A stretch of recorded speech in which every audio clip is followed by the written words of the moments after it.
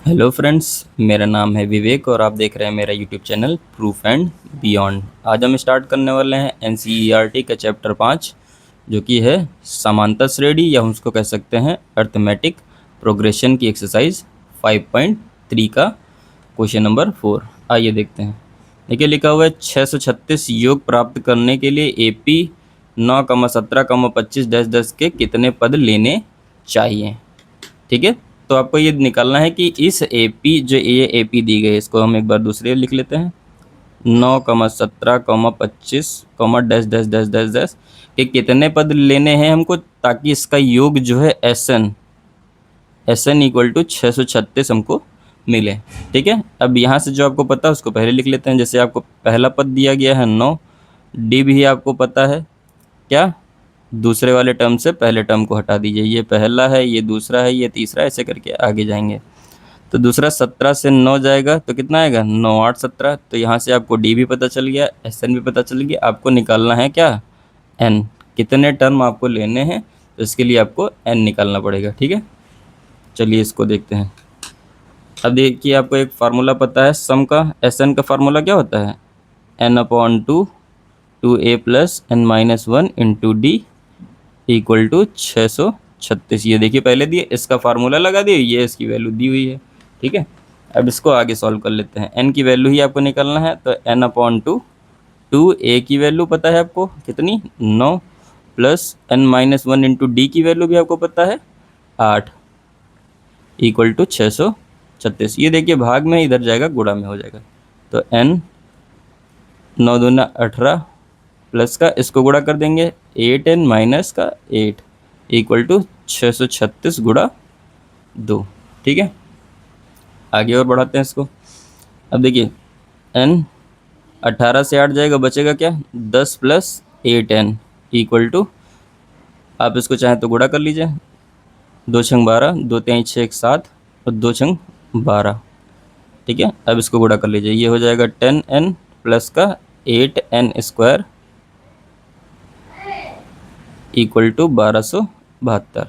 ठीक है, अब इसको इधर ले आइए। देखिए इधर क्या है, 8 एन स्क्वायर प्लस का 10 एन माइनस का 1272 इक्वल टू 0। अब देखिए इसमें से कुछ कॉमन आ रहा है। क्या कॉमन आ रहा है, जो कॉमन आ रहा है उसको हम हटा देते हैं। ठीक है, जैसे यहाँ से 2 कॉमन आ सकता है, 2 कॉमन आ जाएगा तो देखिए क्या बचेगा, 4 एन स्क्वायर प्लस का 2 25 10 एन माइनस 2 छंग 12 और 2 3 6 2 छंग 12 इक्वल टू 0। देखिए ये 2 गुणा में उधर जाएगा तो भाग में हो जाएगा। देखिए क्या बचेगा, 4 एन स्क्वायर प्लस का 5 एन माइनस का 636 इक्वल टू 0। अब देखिए ये आपका द्विघात समीकरण बन करके तैयार हो गया। इसको हम सॉल्व करेंगे तब जाके इसकी वैल्यू, यहाँ से एन की वैल्यू निकलेगी। चलिए इसके फैक्टर बनाते हैं। देखिए 636 गुणा 4, 636 के फैक्टर बनाएंगे। देखिए 2 से कटेगा, 2 3 6, 2 1 कम 2, 2 टी 16, फिर 2 से 2 15, 9 18, फिर 3 से कटेगा, 3 5 15, 3 3 9, फिर ये 53 हो जाएगा। देखिए 4 अलग से लिखा हुआ है, इस 4 को हम अलग ही रहने देते हैं। ठीक है, इसको भी गुणा नहीं करते हैं। ये भी इसका एक फैक्टर, अगर गुणा कर देंगे उसके बाद उसका फैक्टर बनाना पड़ेगा, इससे अच्छा इसको गुणा नहीं करते, बाहर ही रख लेते हैं। तो देखिए क्या आएगा आपके पास, 53 इंटू 3 इंटू 2 इंटू 2 इंटू 4, ये वाला 4 भी लिख लेते हैं। तो ये बनेगा, देखिए 4 3 12 दूना 24 दूना 48 53। देखिए 53 से अगर हम 48 हटा देते हैं तो कितना बचेगा, 5। देखिए ये बन गया फैक्टर, यहाँ पर लिख देते हैं 4 एन स्क्वायर प्लस का 53 minus 48 N minus 636 equal to 0। आगे देखिए इसको 4 एन स्क्वायर प्लस का गुणा कर लेते हैं एन से, 53 एन माइनस का 48 एन माइनस का 636 इक्वल टू 0। इन दोनों से कुछ कॉमन हो रहा है, नहीं हो रहा है। एन आएगा कॉमन तो बचेगा क्या, 4 एन प्लस का 53, माइनस का इन दोनों से कुछ कॉमन आ रहा है, 48 कॉमन आ रहा है, तो बचेगा क्या, नहीं 48 कॉमन नहीं आएगा, ये आएगा 12 कॉमन आएगा, सॉरी यहाँ पर 12 कॉमन आएगा। तो यहाँ बचेगा 12 चौक 48 माइनस 12 पंचे 60 और 32 ठीक है, इक्वल टू 0। अब देखिए दोनों में क्या मिल रहा है, 4n प्लस का 53, क्या नहीं मिल रहा है, n-12 इक्वल टू 0। ठीक है, एक बार इसको हम 0 के बराबर रखेंगे, एक बार इसको 0 के बराबर रखेंगे। ठीक है, 4n प्लस का 53 इक्वल टू 0, तो 4n इक्वल टू माइनस का 53, तो n इक्वल टू माइनस का 53 अपॉन 4। एक n का मान ये निकला हुआ है, दूसरा n यहाँ से निकलेगा, n-12 इक्वल टू 0, तो n इक्वल टू 12। इसको आप नगण्य कर दीजिए। क्यों? क्योंकि आपको पता है कि n की वैल्यू मतलब किसी भी टर्म की वैल्यू ना तो माइनस में हो सकती है और ना ही अपॉन में हो सकती है रेशनल नंबर में। ठीक है, ये एक्यूरेट वैल्यू आनी चाहिए थी। ठीक है, तो यहाँ से आपका n का मान हो जाएगा 12। तो आपको ये पता चल जाएगा, इस क्वेश्चन में पूछा था कि 636 योग प्राप्त करने के लिए AP ये जो दी गई है कि कितने पद लेने चाहिए, तो यहाँ से आपका जवाब आ गया है, आपका आंसर आया है कि AP के 12 पद लेने पड़ेंगे। तो आप एक लाइन इसमें लिख दीजिए, अतः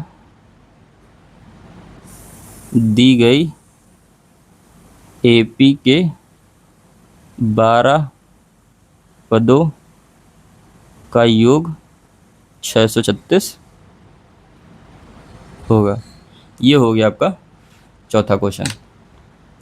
इस एक्सरसाइज का 5वां क्वेश्चन दिया गया है कि किसी AP का प्रथम पद 5 और अंतिम पद 45 है और योग 400 है। पदों की संख्या और सार्वंतर ज्ञात कीजिए। ठीक है, जो जो आपको पता है पहले लिख लेते हैं। AP का प्रथम पद A से लिखा जाता है, A आपको दिया है 5। ठीक है, अंतिम पद nth टर्म, चाहे आप इसको L से लिख लीजिए या फिर इसको nth टर्म से लिख लीजिए, क्या दिया हुआ है 45। ठीक है, और उसका जो सम है Sn आपको दिया गया है 400 है। तो आपको निकालना है पदों की संख्या, इसका मतलब n निकालना है आपको, और सार्वंतर याद कीजिए, सार्वंतर भी आपको निकालना है। ठीक है, अब देखिए Sn आपको पहले से ही पता है, Sn इक्वल टू 400। Sn में देखिए इसमें लास्ट टर्म आपको पता है, तो लास्ट टर्म वाला फार्मूला लगा देते हैं। Sn का फार्मूला क्या होता है, last term n/2 a plus l equal to 400 दिया है। ठीक है, देखिए n की वैल्यू आपको निकालना वैसे ही रखेंगे, a की वैल्यू आपको पता है 5 प्लस l की वैल्यू है 400 इक्वल टू 400, सॉरी l की वैल्यू दी है 45। ठीक है, अब देखिए ये क्या हो जाएगा, n/2, ये 45 प्लस 5 जुड़ करके हो जाएगा 50 इक्वल टू 400। अब देखते हैं, 2 से इसको काट देंगे, ये हो जाएगा 25। अब 25 से इसको अगर हम डिवाइड कर देंगे, 25 एकम 25, 25 एकम 25 छंग 150, तो n इक्वल टू हो जाएगा 16। देखिए दो वैल्यू आपको निकालनी थी। इस क्वेश्चन में लिखा था कि पदों की संख्या और सार्वंतर याद कीजिए। ठीक है, तो यहाँ से आपको पदों की संख्या पता चल गई कि पदों की संख्या कितनी होगी, 16। अब आपको सार्वंतर निकालना है। सार्वंतर निकालने के लिए इस टर्म का आप यूज कर लीजिए, nth term. an equal to आपको 45 दिया हुआ है। an क्या होता है, a plus n-1 into D equal to 45। a भी आपको पता है 5 प्लस n-1 इंटू n भी आपको पता है कितने term, 16 into D equal to 45। 5 उधर जाएगा माइनस हो जाएगा, 16 से 1 जाएगा, बचेगा 15d इक्वल टू 45 माइनस 5, तो d इक्वल टू हो जाएगा 40। और ये देखिए गुणा में था, इधर जाएगा भाग में हो जाएगा, 40/15। देखिए जो कट सकता है काट दीजिए, 5 3 15, 5 8 40, तो d की वैल्यू हो जाएगी 8/3। ये हो गया आपका सार्वंतर। दो चीज़ आपको निकालनी थी इसमें, पदों की संख्या और सार्वंतर। तो ये हो गया आपका 16 हो गया पदों की संख्या, और ये हो गया आपका सार्वंतर। इसका छठा क्वेश्चन दिया गया है, यदि किसी AP के प्रथम और अंतिम पद क्रमशः 17 और 350 हैं। देखिए प्रथम पद आपको पता है a इक्वल टू 17, और अंतिम पद l से लिख लीजिए, या इसको हम nth टर्म भी कह सकते हैं। कितना दिया है, 350 है। ठीक है, और सार्वंतर भी आपको पता है d इक्वल टू 9। यदि सार्वंतर 9 है तो इसमें कितने पद हैं, n आपको निकालना है। ठीक है, उसके लिए आप यहाँ से शुरू कर लीजिए। nth टर्म आपको पता है, nth टर्म क्या होता है, a plus n-1 into D equal to 350। a की वैल्यू आपको पता है 17 प्लस n-1 इंटू डी की वैल्यू भी आपको पता है 9 इक्वल टू 350। ये 17 इधर प्लस का उधर जाके माइनस हो जाएगा, तो n-1 into 9 equal to 350 minus 17। 350 से 17 आ जाएगा तो कितना बचेगा, 350। 33, ठीक है। तो ये हो जाएगा n-1 इंटू 9 इक्वल टू 333। ये इधर गुणा में उधर जाएगा, भाग में हो जाएगा, तो n-1 इक्वल टू 333 अपॉन 9। देखिए कटेगा ये, 9 ત્યાં 27, ठीक कट जाएगा। 9 ત્યાં 27, 27 6 33, 9 7 63। तो n-1 इक्वल टू 37, ये उधर जाके प्लस हो जाएगा, तो n इक्वल टू हो जाएगा 37 प्लस 1 इक्वल टू हो जाएगा 38। तो आपको पता चल गया पदों की संख्या कितनी हो जाएगी इसमें। इस श्रेणी, ये जो श्रेणी बनाई गई इसमें कितने पद हैं, तो सब मिला के 38 पद होंगे, ठीक है। उसके बाद पूछा है कि और इनका योग क्या है। अब देखिए योग निकालते हैं। योग का फार्मूला आपको पता है, SN equal to n/2 a plus L. लेकिन ये तब होता है जब आपको अंतिम पद पता हो, नहीं तो फिर आप दूसरा वाला फार्मूला लगाएंगे 2a plus n-1 into D, उससे भी आ जाएगा, लेकिन उससे थोड़ा सा टाइम लगेगा। तो आप क्या करेंगे, सिंपल ही निकाल देंगे। n आपको पता चल गया कितना, 38/2। a की वैल्यू आपको दी है 17 प्लस लास्ट टर्म आपको दिया गया था 350। ये देखिए लास्ट टर्म आपको दिया हुआ है यहाँ पे, ठीक है। चलिए वैल्यू रख के आंसर ले लेते हैं। 2 से इसको काट देंगे, ये हो जाएगा 2 1 कम 2, 2 9 18 19। इन दोनों को अगर हम जोड़ेंगे तो हो जाएगा 367, ठीक है। अब इसको गुणा कर लेंगे, बस आपका फाइनल आंसर मिल जाएगा। इसको गुणा करने पे आएगा कितना, 19 3 7 69, ये आ जाएगा इसका फाइनल आंसर S38। 38 टर्म का सम आपका 6973 आएगा। ये होगा आपका आंसर। इसका 7वां क्वेश्चन दिया गया है, उस AP के प्रथम 22 पदों का योग ज्ञात कीजिए जिनमें D इक्वल टू 7 और 22वां पद 149 हो, ठीक है। अब देखिए आपको D पता है, D इक्वल टू 7 दिया गया, 22वां पद है, इसका मतलब A22 आपको पता है 149 है, ठीक है। अब देखिए यहाँ से आपको A निकालना होगा। A22 22वां पद, इसका मतलब A plus 21D equal to 149। अब D की वैल्यू भी आपको पता है, A प्लस 21 गुणा 7 इक्वल टू 149। A प्लस इसको गुणा कर लेंगे, 7 एकम 7, 7 दूनी 14, 147 इक्वल टू 149। तो A इक्वल टू इधर से उधर जाके, ये प्लस उधर जाके माइनस कर देंगे, 149 माइनस 147 इक्वल टू, इसमें से माइनस कर देंगे 2 हो जाएगा। A की वैल्यू आ जाएगी 2, ठीक है। D पता चल गया, A भी पता चल गया। अब आपको जो निकालना है कि 22 पदों का योग निकालना है, ठीक है।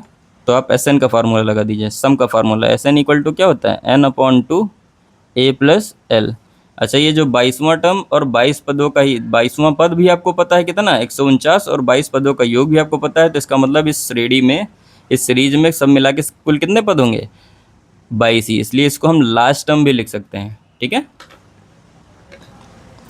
अब देखिए वैल्यू रख दीजिए, n कितना है, 22 पदों का सम चाहिए था, a आपने निकाला है 2 प्लस लास्ट टर्म भी आपको पता था कितना, 149। इसको 2 से काटेंगे हो जाएगा 11, 149 प्लस 2 हो जाएगा 151। दोनों को गुणा कर दीजिए, 1 5 1 6, 5 1 6 और 1, तो ये हो जाएगा S22 कितना हो जाएगा, 1661। ये हो जाएगा आपके 22 पदों का योग। इसका 8वां क्वेश्चन दिया गया है, उस AP के प्रथम 51 पदों का योग ज्ञात कीजिए। इसका मतलब आपको क्या निकालना है, S51 आपको निकालना है, ठीक है। जिसके दूसरे और तीसरे पद क्रमशः 14 और 18 हैं। दूसरा पद क्या होता है, A2 इक्वल टू 14 दिया है, और तीसरा पद A3 इक्वल टू 18 दिया है, ठीक है। अब देखिए इसको आप 2 तरीके से कर सकते हैं। आपको लगातार 2 टर्म आपको पता है, तो यहाँ से आप D भी निकाल सकते हैं, ठीक है। क्या होता है, A3 माइनस A2, 18 से अगर हम 14 माइनस कर दें तो D की वैल्यू आपको पता चले, 18 से 14 जाएगा 4, तो यहाँ से आपको D का मान आ सकता है। या फिर आप इसको 2 इक्वेशन बनाइए, जैसे A2 को आप लिखेंगे A plus D equal to 14, उसके बाद A3 को लिखेंगे A plus 2D equal to 18, फिर दोनों को सॉल्व करके A और D की वैल्यू निकालेंगे। या आप सीधे ही सोच सकते हैं कि दूसरा और तीसरा टर्म पता है, लगातार 2 टर्म पता है, तो जब 2 टर्म पता होते हैं तो उसका हम D निकाल सकते हैं डायरेक्ट। तीसरे पद से दूसरे पद को माइनस कर दीजिए। किसी भी श्रेणी के दो पद, लगातार दो पद पता होंगे तो उसमें से दूसरे मतलब लास्ट वाले पद से पहले वाले पद को अगर माइनस कर देंगे तो आ जाएगा आपका सर्वांतर। ठीक है, तो यहाँ से देखिए आपका सर्वांतर आ गया 4।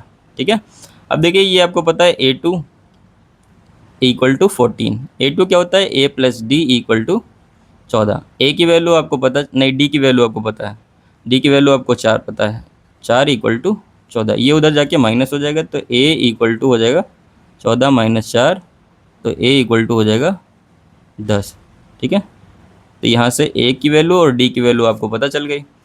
अब आ जाते हैं आप में जो क्वेश्चन पूछा गया था, क्या पूछा है, उसने पूछा है S51 फार्मूला क्या होगा, n/2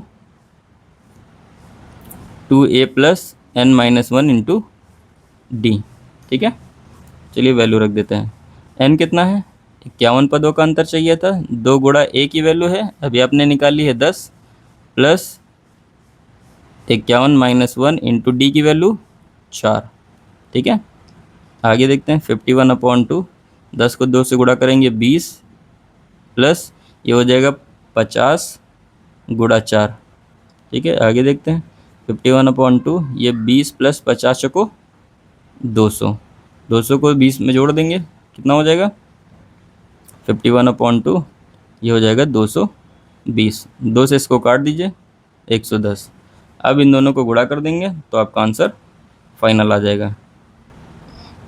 क्या होगा, 11 कम 11, 11 पच्चीस 55, 55 और 1 56, 5610। तो ये हो जाएगा S51। इसके 51 पदों का योग क्या होगा 5610। ये हो गया आपका 8वां क्वेश्चन।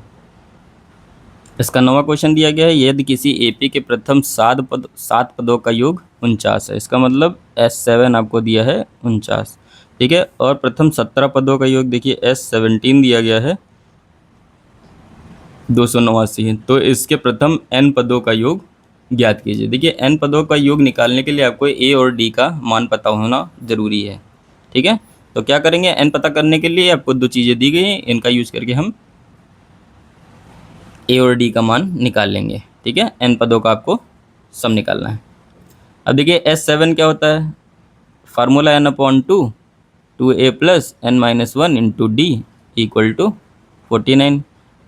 यहाँ पर भी देखिए फार्मूला लगा देते हैं, कितना S17 है तो इसमें फार्मूला वही लगेगा 2a plus n minus 1 into D equal to 289। अब देखिए जो वैल्यू हमको पता है रख देते हैं, जैसे n की वैल्यू ही हमको सिर्फ पता है, n की वैल्यू ही रखेंगे। यहाँ देखिए 7/2 2a plus 7 minus 1 into D equal to 49। यहाँ देखिए 17/2 2a plus 17 minus 1 into D equal to 289। ठीक है, अब देखिए ये इधर गुणा और भाग में उधर जाके बदल जाएगा। ये देखिए क्या बचेगा 2a plus 6d equal to 49 को 2 से गुणा कर देंगे, देखिए 49 गुणे 2 और इससे भाग कर देंगे 7 से, 7 एकम 7 7 49, 7 दूनी 14 हो जाएगा।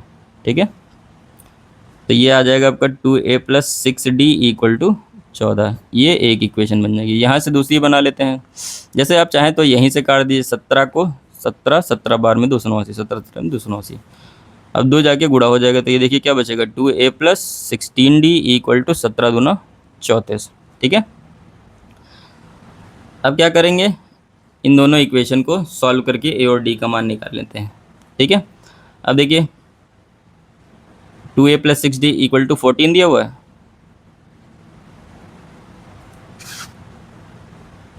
और दूसरा दिया हुआ है 2a plus 16d equal to 34।